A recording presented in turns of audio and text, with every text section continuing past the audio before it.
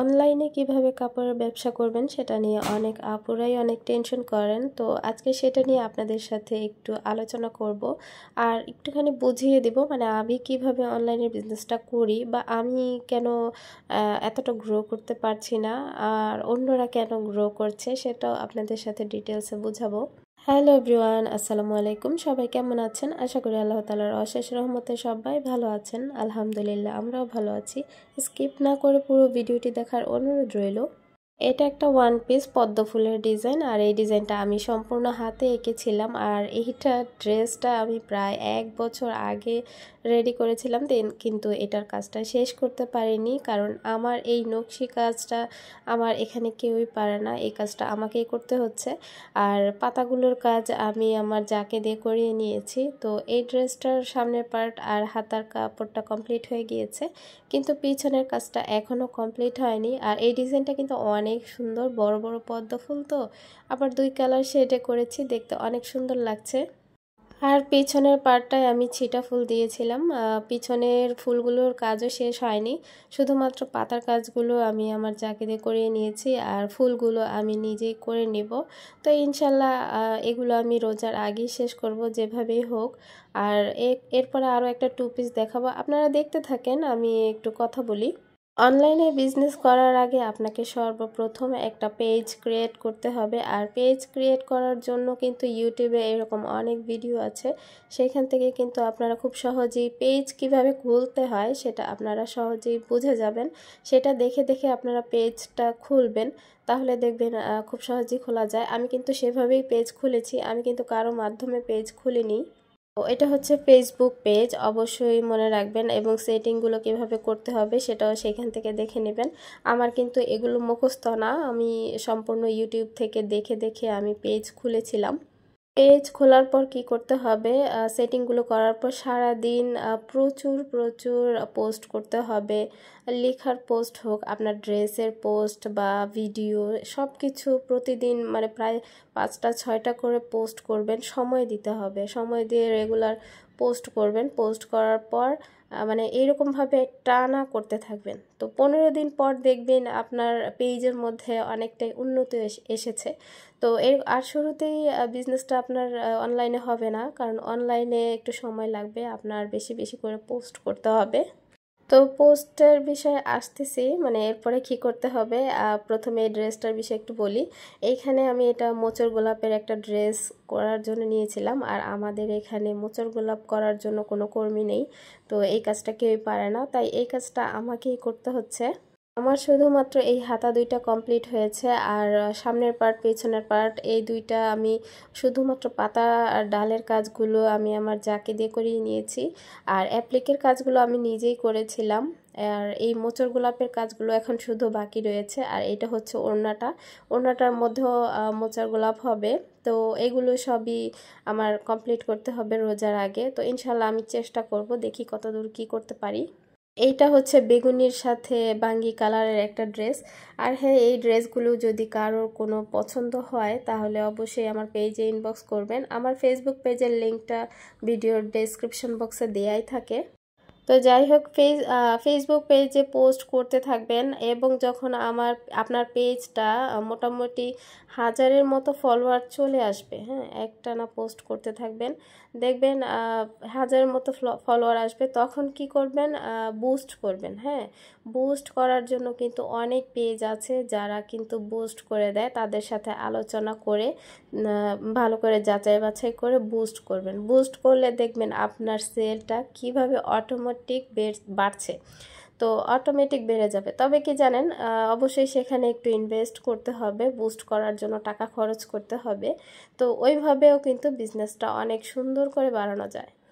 যাই হোক, ঠান্ডা লাগার জন্য আমার ভয়েসটা খুবই বাজে লাগছে, সবাই ক্ষমা সুন্দর দৃষ্টিতে দেখবেন। আর পার্সেল ডেলিভারির জন্য অবশ্যই আপনার যখন অর্ডার আসবে তখন আপনি টেনশনে থাকবেন যে কিভাবে পার্সেল ডেলিভারি করবেন। তো পার্সেল ডেলিভারি করার জন্য অনেক অনেক অ্যাপ আছে, সেগুলো কিন্তু আপনারা ইউটিউবের মাধ্যমে পেয়ে যাবেন। মানে ইউটিউবে সার্চ করবেন যে কিভাবে ডেলিভারি করতে হয় পার্সেল, তো সেখানেও কিন্তু অনেক ভিডিও পেয়ে যাবেন যে কোন কোন অ্যাপ পার্সেল ডেলিভারির জন্য ভালো, তারপর কিভাবে পার্সেল প্যাকেট করতে হয়, সব কিছু ইউটিউবে আপনারা পেয়ে যাবেন। হ্যাঁ, তো আপনাদের সুবিধার জন্য আমি এভাবে একটু বলে দিচ্ছি। আসলে সব কিছু সবসময় শেয়ার করা যায় না। তো আমিও যখন পার্সেল ডেলিভারি করি তখনও কিন্তু আমি প্যাকেজিংটা আপনাদের সাথে শেয়ার করি যে আসলে প্যাকেজিংটা কিভাবে করতে হয়। আরেকটা বিষয় হলো প্যাকেজিং আপনি যত বেশি সুন্দর করবেন আপনার কাস্টমারের নজর তত বেশি কাড়বে। মানে প্যাকেজিংটা যত বেশি সুন্দর করা যায় কাস্টমার তত বেশি খুশি হবে এবং নেক্সটেও কিন্তু আপনার কাছে অর্ডার করবে। আর অবশ্যই কোয়ালিটি ফুল প্রোডাক্ট দেওয়ার চেষ্টা করবেন। প্রথমে প্রফিটটা কম রাখবেন, একদম সীমিত প্রফিট রাখবেন। আপনার দরকার কাস্টমার, আপনার সেল নয়। আপনি শুধুমাত্র কাস্টমার অ্যারেঞ্জ করবেন, আপনার সেলের চিন্তা পরে করতে হবে। আমি একটু আস্তে আস্তে কথা বলছি কারণ এক রুমে আমার মেয়ে ঘুমাচ্ছে আর এক রুমে আমার হাজব্যান্ড ঘুমাচ্ছে। তো তাই আমি একটু আস্তে আস্তে কথা বলছি। আর এটা হচ্ছে আজকে শুক্রবারের দুপুরে রান্না বান্না। গত ভিডিওতে হয়তো বা অনেক আপুরাই দেখেছেন আমার দুই যা মিলে হাঁসের মাংস মানে হাঁস কেটে সুন্দর করে বেছে রেখে গিয়েছিল। তো সেই হাঁসের মাংসটা রান্না করার জন্য আজকে বসেছি। আর এখানে আমি হলুদের গুঁড়া, মরিচের গুঁড়া, তারপরে ধনিয়ার গুঁড়া, লবণ, সাথে একটু মাংসের মশলা এবং সাথে আমি একটুখানি বাটা মশলাও দেব এখানে। হাঁসের মাংস রান্না করার ক্ষেত্রে একটুখানি মশলাপাতি বেশি না দিলে আসলে মজা লাগে না, তাই একটু বেশি করে মশলাটা দিতে হবে। একটু ঝাল ঝাল করব, অতটাও ঝাল করব না কারণ আমার বাচ্চারাও তো খাবে।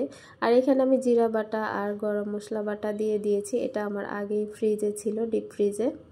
ভিডিওর এই পর্যন্ত যারা এসেছেন প্লিজ একটা লাইক দিয়ে দেবেন এবং যারা নতুন আছেন প্লিজ সাবস্ক্রাইব করে পাশে থাকার অনুরোধ রইল। আর যারা এতক্ষণ এই কাজগুলো করে ফেলেছেন তাদেরকে অসংখ্য অসংখ্য ধন্যবাদ। এক আপু কমেন্ট করেছিলেন যে আপু পাঞ্জাবি কাটিং এবং সেলাই দেখাইও। তো আমি অনেক অনেক দুঃখিত আপুরা, আমি আসলে পাঞ্জাবি কাটিং এবং সেলাই কোনোটাই পারি না। তো পারি না বলে আর শেয়ার করতে পারি না। আসলে আমি কখনো চেষ্টা করিনি, যদি চেষ্টা করি তাহলে হয়তো পারবো। তো দেখি কোনো একদিন চেষ্টা করব। আর যাই হোক এখানে আমি মাংসের মশলাটা কিন্তু ভালো করে কষিয়ে নিয়েছি। ওইটা কিন্তু ভালো করে যত কষাবেন ততই তরকারিতে স্বাদ আসবে। আর এখানে আমি মাংসগুলো দিয়ে দিয়েছি। দুই যা মিলে কিন্তু সুন্দর করেই পরিষ্কার করে রেখে গিয়েছিল, তারপরেও আজকে এটা বাছতে আমার অনেক সময় লেগেছে। ছোট ছোট পশম দিয়ে ভর্তি ছিল মাংসের মধ্যে। তো এগুলো অনেকক্ষণ সময় নিয়ে আমি আস্তে আস্তে এগুলো পরিষ্কার করেছি। তারপরে সুন্দর করে এইভাবে ধুয়ে রান্নাটা বসিয়ে দিলাম। আর হ্যাঁ, হাঁসের মাংসটা আমি প্রেসার কুকারে বসাচ্ছি। আর আমার কাছে না এই হাঁসের মাংস, গরুর মাংস এগুলো প্রেসার কুকারে রান্না করলে অনেক ভালো লাগে। আমার কাছে মনে হয় যে এটার স্বাদটা অনেক বেশি আসে। তো যারা জানেন না তারা হয়তো আমার ভিডিওটা দেখলে বুঝতে পারবেন। এই মাংসটা কষাবো না, আমি শুধু মশলাটাই কষিয়ে নিয়েছি। আর এখানে আমি মাংসটা দিয়ে সামান্য পরিমাণে পানি দিব। বেশি পানি দেওয়া যাবে না, নয়তো বেশি ঝোল হয়ে যাবে। এইখানে যতটুকু পানি দিব ততটুকুই থাকবে। এখান থেকে এক ফোঁটা পানিও কিন্তু শুকাবে না, সেটা আমি দেখাবো। আর এই যে এতটুকু পানি দিয়েই আমি এখন এটা ঢাকনা দিয়ে রেখে দেব।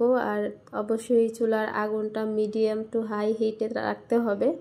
মিডিয়াম টু হাই মানে হাইও না আবার লো না, মাঝামাঝি যে পাওয়ারটা অবশ্যই সেটা রাখতে হবে। আর এরপরে আমি এটা সুন্দর করে আটকে নিব। আমার প্রিয় ভিউয়ার্স আপুরা সবসময় আমার কাজগুলো অনেক বেশি পছন্দ করেন, তাই আমি কাজগুলোই দেখানোর বেশি চেষ্টা করি। তবে কি সব সময় আসলে কাজ এতটাও করা হয় না যে প্রতিদিন এত কাজ দেখাতে পারবো। তো যতটুকু পারি ততটুকুই শেয়ার করার চেষ্টা করি। আর এই যে আজকে পোলাও রান্না করেছি আর এই যে হাঁসের মাংস, আজকে এগুলো দিয়েই খাওয়া দাওয়া হবে। আর আলিফের বাবা পোলাওতে একটু বেরেস্তা দিলে খুব পছন্দ করে, তাই আমি একটু বেরেস্তা করে দিয়েছি। আর এই যে দেখেন কালারটা কত সুন্দর এসেছে। আর এই যে যতটুকু ঝোল দিয়েছিলাম ততটুকুই কিন্তু রয়েছে, এখান থেকে এক ফোঁটা ঝোলও কিন্তু টানেনি। আর আমি আর পানিও কিন্তু আর দ্বিতীয়বার দেইনি, ওই একবারই দিয়েছি। আর এই নাস্তাটা আমি আগের দিন করেছিলাম দুই ছেলে মেয়ের জন্য, মানে নুডলসের পকোড়া। তো এটা আমি কিভাবে করেছিলাম, এইখানে নুডলসটা আধা সেদ্ধ করে তার মধ্যে একটা ডিম, কর্নফ্লাওয়ার, সাথে কাঁচামরিচ, পেঁয়াজ এবং একটুখানি লবণ দিয়ে মাখিয়ে তারপরে তেলে ভেজে নিয়েছি।